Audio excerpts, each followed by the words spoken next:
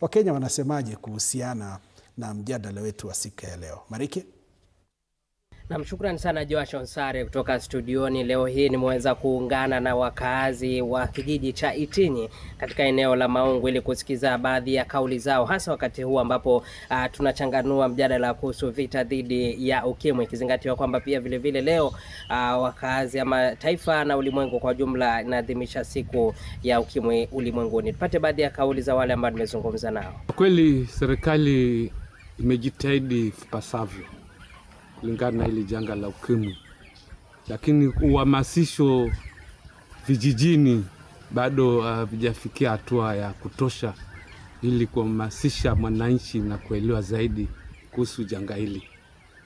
Na imekuwa pia matatizo katika huduma za waathiriwa, wake wengi wao hawafikiwi na hii elimu, na pia vile vile matibabu hawapati jinsi pasavyo kutokana na umbali wa vituo vya hospitali, na pia kulingana na hizi tetesi ambapo tumezipata kwamba nchi ya Marekani imetoa ufadhili.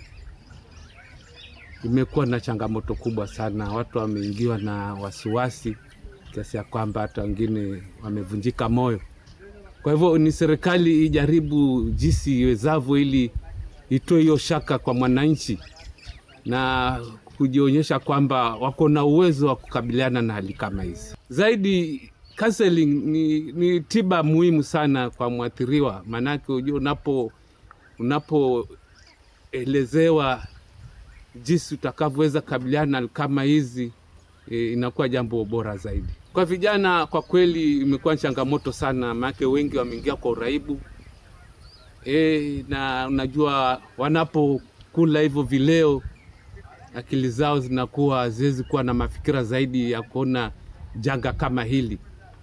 Nakuta wengi watasema twende nalo liwalo liwe, kufa kwaja.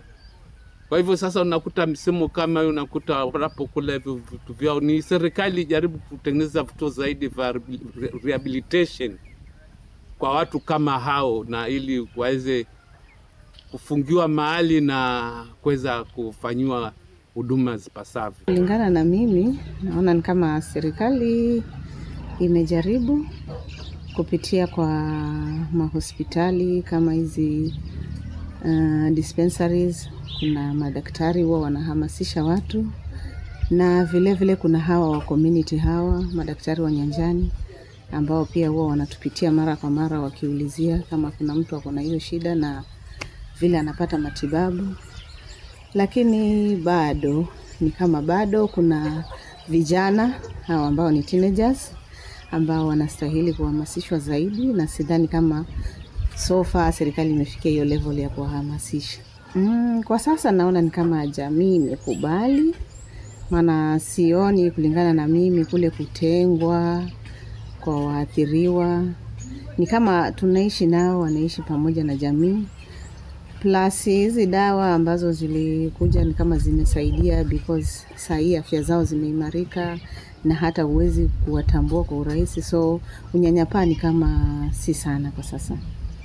Vijana ambao sasa ndio wanakuwa kwa sasa, naona ni kama wanafaa kujitenga na mambo ya kujihusisha na mambo ya ngono wakiwa bado ni wachanga, na pia wanafaa kujiweka busy, yani kujitafutia shughuli, maana ile kuwa idle sana ndio inachangia sana hawa vijana kufikia katika uamuzi wa kuingia katika mahusiano mapema.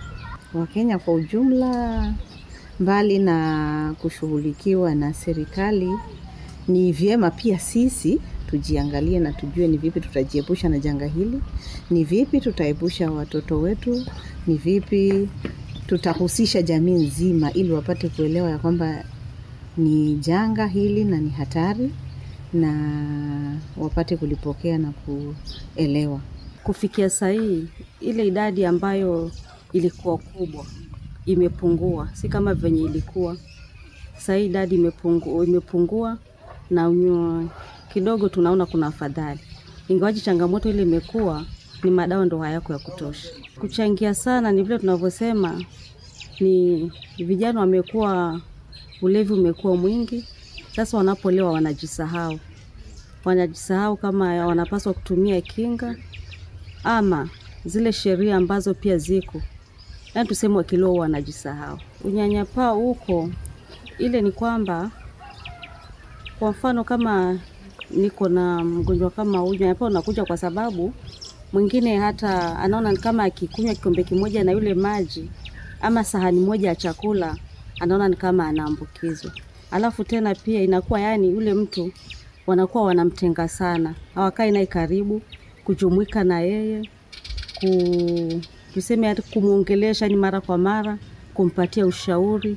Ndio inakuwa sasa mtu, hiyo unyanyapaa ndio inafanya hata zingine mtu anaamua tu, wacha tu mimi hata ni afadhali nife kuliko kukaa ulimwenguni. Sasa nilikuwa naomba tu vijana wajielewe, na sasa maisha venye yamekuwa ni magumu.